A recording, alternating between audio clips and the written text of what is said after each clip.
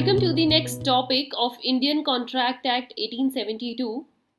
जैसा कि आप सब जानते हैं students, we are discussing various kinds of agency. Agency की हमने अलग अलग काइंड्स को ऑलरेडी डिस्कस कर लिया है। The very first we discussed express, then implied, और इम्प्लाइड के अंदर भी हमने इसके वेरियस सब टाइप्स को डिस्कस किया था। Now next we have this ex post facto agency. Ex post facto agency के अंदर जो आज हम डिस्कस करेंगे दैट इज सेक्शन 196। और सेक्शन 196 हमें बताता है इफेक्ट्स ऑफ रेटिफिकेशन। देखिए, एक्स पोस्ट फैक्टो एजेंसी ही क्या होती है? ऐसी एजेंसी जिसमें एक्ट तो पहले हो गया है, एक पर्सन ने दूसरे पर्सन के बिहाफ पर काम तो कर दिया है, पर प्रिंसिपल ने बाद में उस काम को रेटिफाई किया है या उस काम को माना है, एक्चुअली में एग्री किया है कि हाँ ये मेरे बिहाफ पर ही काम हुआ है। तो आप क्या करते हो, उस सेकंड पर्सन ने जो भी आपके बिहाफ पर काम किया है उसको लेटर ऑन जाकर एक्सेप्ट करते हो, उसको लेटर ऑन जाके ये मानते हो कि yes he is my agent. That is why it's x post facto agency, means post act होने के बाद जब उस काम को एक्सेप्ट किया जाए वो होती है ex post facto agency.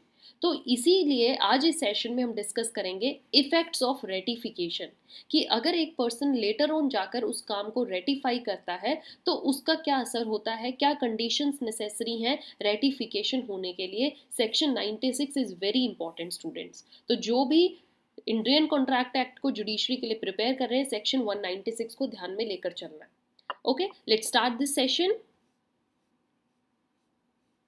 Firstly let's understand the meaning of x post facto agency.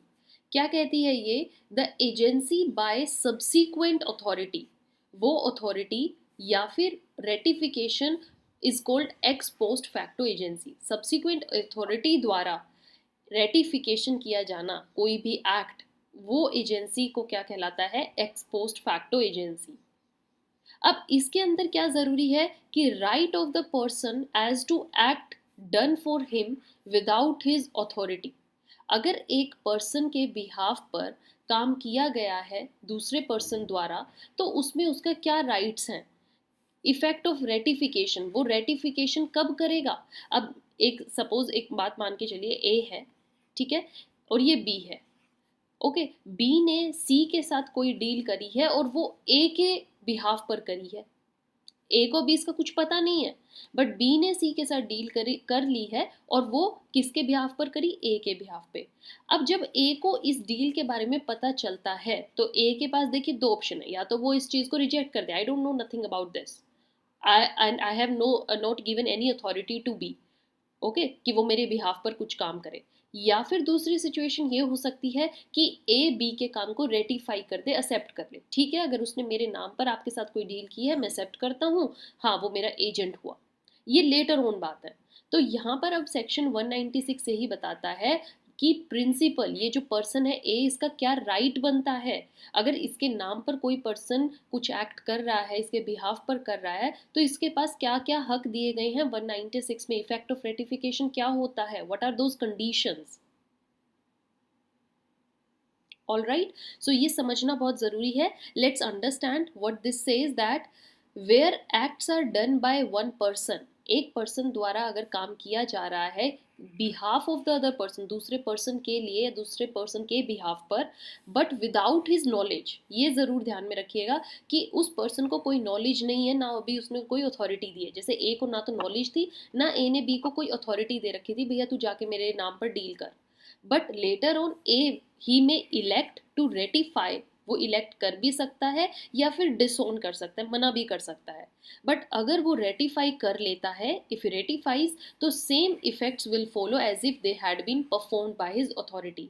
यहाँ पर वही सारी सिचुएशन अराइज हो जाएगी जैसे ए प्रिंसिपल और बी उसका एजेंट है, इनके बीच में एजेंसी ऑटोमेटिकली डेवलप हो जाएगी अगर उसने रेटिफाई कर लिया तो।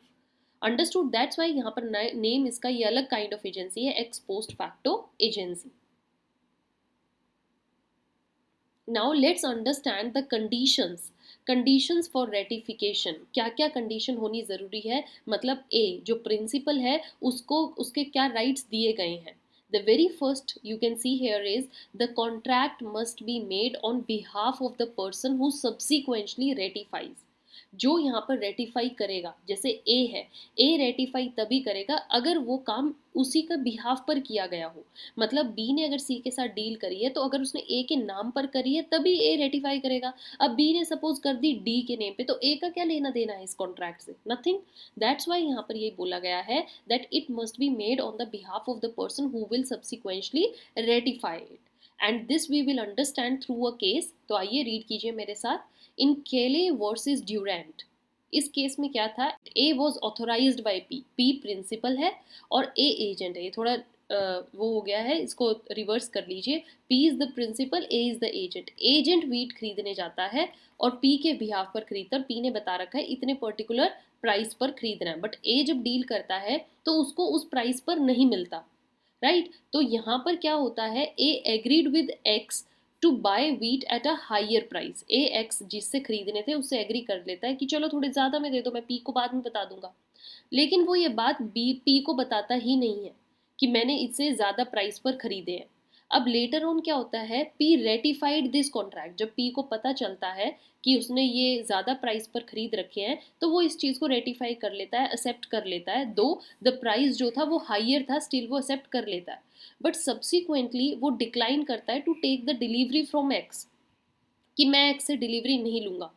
अब एक्स क्या करता है, स्यू करता है पी को, क्यों नहीं तू ले रहा ऑन द कॉन्ट्रैक्ट। तो यहाँ पर क्या पता चलता है, it was held that the contract could not be ratified because A did not purport to enter into a contract on behalf of P. यहाँ पर क्या बात है कि पी ने अगर लेने से मना कर दिया है तो बिल्कुल ये बात जायज़ है, वो रेटिफाई नहीं भी करेगा। क्यों? क्योंकि एक्स ने, ए ने जब एक्स से खरीदा था तो उसने बात पी को बताई ही नहीं थी, ना उसने बताया था मैं पी के बिहाफ पर खरीद रहा हूँ। So this suit was therefore dismissed, इस सूट को डिसमिस कर दिया गया था कि yes he is valid, this thing is valid, अगर वो रेटिफाई नहीं कर रहा है तो। आई होप आपको फर्स्ट पॉइंट समझ में आया कि contract must be made on behalf of person who subsequently ratifies. Then next thing या नेक्स्ट सिचुएशन, नेक्स्ट कंडीशन क्या होनी चाहिए, principal must be in existence at the time of the contract. जिस time पर सपोज ए पर्सन जो था ये above में ही, ए जब एक्स से खरीद रहा है सामान, तो उस टाइम पर पी ऑलरेडी एग्जिस्टेंस में होना चाहिए। अगर पी एग्जिस्टेंस में ही नहीं है तो ए किसी के बिहाफ पे करे, इसका कोई मैटर, ये चीज़ मैटर ही नहीं करेगी। अंडरस्टैंड करते हैं एक सिचुएशन से, कैलर वर्सेस बार्टर।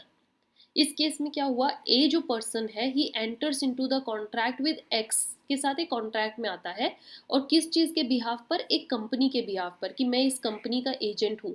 और जो वो कंपनी है, द क्वेश्चन राइजेज वेदर, अभी कंपनी ना फॉर्म हुई है ना रजिस्टर हुई है, ठीक है, बट वो कंपनी के नाम पर एक्स के साथ एक कॉन्ट्रैक्ट में आ जाता है।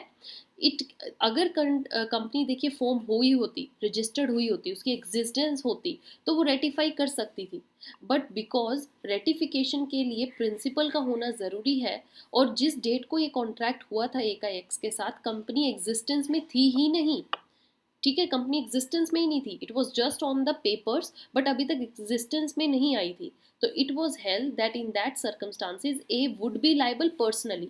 ए ने जो भी कंपनी के नाम पर किया है वो कुछ भी नहीं होगा, क्योंकि कंपनी जब एग्जिस्टेंस में ही नहीं है, प्रिंसिपल जब एग्जिस्टेंस में ही नहीं है, जिसके बिहाफ पर आप कॉन्ट्रैक्ट कर रहे हो वो एग्जिस्ट ही नहीं करता, तो भैया आप पर्सनली ही लाइबल होगे एक्स के लिए, कंपनी लाइबल नहीं होगी। Then the third condition is that principal should have full knowledge of the facts to make a valid ratification. ये भी ज़रूरी है, देखिए प्रिंसिपल का होना ज़रूरी है, प्रिंसिपल के बिहाफ पर ही काम किया हो ये भी ज़रूरी है। एंड नेक्स्ट थिंग इज़ कि प्रिंसिपल जब रेटिफिकेशन दे तो उसको फुल नॉलेज होनी चाहिए सारे फैक्ट्स की, मतलब आपको उसको कंप्लीट बताना है कि मैंने आपके बिहाफ पर काम तो कर दिया, पर ये बात है, ये किया है, उसको फुल नॉलेज होगी, वो रेटिफिकेशन वैलिड तभी मानी जाएगी। सो ये केस बहुत ब्यूटीफुली एक्सप्लेन किया गया है students in Damodar Das versus Shyoram Das. इसमें क्या था, an agent who has the authority to buy at the market rate, एक एजेंट जिसको सारी अथॉरिटी ये दी गई थी कि तुम मार्केट रेट पे चीज़ों को खरीदोगे, बट उसने मार्केट में जाके हायर प्राइस में चीज़ें खरीद ली। And principal acquiesced in the purchase, और प्रिंसिपल के बिहाफ पर उसने खरीद ली। सब्सिक्वेंटली लेटर ऑन प्रिंसिपल को ये चीज़ें पता चलती हैं to know that the goods जो बिलोंग थे एजेंट को, और जो वो खरीद के लाया है और जो उसने आके मुझे बेचे हैं, वो एक्चुअली में एजेंट के ही हैं। हिम हिज ओन गुड्स, वो अपने खुद के गुड्स बेच रहा था। ठीक है, सो इट वॉज हेल्ड। यहाँ पर रेटिफिकेशन प्रिंसिपल पर बाइंड नहीं करती, क्योंकि प्रिंसिपल को इन फैक्ट्स की जानकारी ही नहीं थी। He has no knowledge about this facts, nothing he knew about this. So he, if he doesn't ratify, it is completely valid. Ratification उस पर बाइंड नहीं करती। Right, then next thing is, next condition क्या होनी चाहिए? Void contracts can not be ratified. चाहे principal को knowledge हो, प्रिंसिपल एग्जिस्ट करता हो, कुछ भी चीज़ हो, बट अगर एक पर्सन ने दूसरे पर्सन के बिहाफ पर कोई वॉइड कॉन्ट्रैक्ट किया है, तो वॉइड कॉन्ट्रैक्ट को प्रिंसिपल चाह कर भी रेटिफाई नहीं कर पाएगा। ये हमारा कानून कहता है। जैसे कि अ क्रिमिनल एक्ट रेटिफाई नहीं हो सकता। जैसे आप यहाँ पे देखिए, ए जो है, ए ने कहीं पर जाकर बी के सिग्नेचर कर दिए किसी पेज पर, अब ये फोर्जरी हुई। ऑल दो बी ये एक्सेप्ट कर लेगा, अरे कोई नहीं मेरे नाम पे कर दे, कोई बात, but B can not ratify it. B ratify नहीं कर सकता, because this is something against the act, something against the law. Next students we have, there should be no prejudice to third parties as a result of ratification. कि A ने, एक person ने अगर दूसरे पर्सन के बिहाफ पर कोई एक्ट किया है, सपोज ए ने बी के बिहाफ पर सी के साथ कोई एक्ट किया है, तो अगर बी लेटर ऑन जाकर रेटिफाई भी करे, तो इससे सी को कोई लॉस नहीं होना चाहिए। थर्ड पार्टी को आप किसी भी प्रिजुडिस में नहीं डाल सकते, किसी भी लॉस में नहीं डाल सकते, आपकी रेटिफिकेशन की वजह से वो इनवैलिड होगा। सो आई होप आपको ये पांचों कंडीशन समझ में आई हैं कि रेटिफिकेशन करने के लिए क्या क्या चीज़ें नेसेसरी हैं, और रेटिफाई प्रिंसिपल दूसरे का एक्ट कब कर सकता है, कब नहीं। This is all about x post facto agency. With this session is over. If you have still any doubts, you can mail us, you can comment in the comment section box. Till then, keep enjoying, keep watching, keep sharing. Thank you.